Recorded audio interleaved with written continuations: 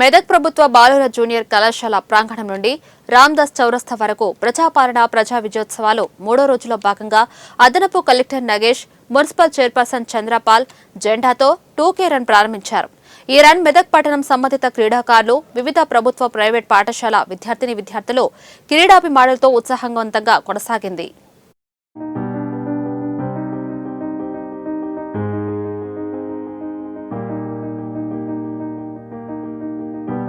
రేవంత్ రెడ్డి గారి లక్ష్యం ఒకటే లక్ష్యం, విద్యా వైద్యకు ప్రాధాన్యం ఇవ్వటం.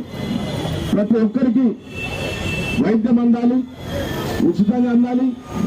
అదేవిధంగా విద్య కూడా పూర్తిగా ఉచితంగా రావాలి, వాళ్ళకి అందాలి. ఇది హక్కు, మన ప్రాథమిక హక్కు. ఇది ఈ భారతదేశంలో, ఈ తెలంగాణ మనం పుట్టినందుకు విద్యా వైద్య అనేది అందరికి దక్కాల్సినటువంటి మన హక్కు.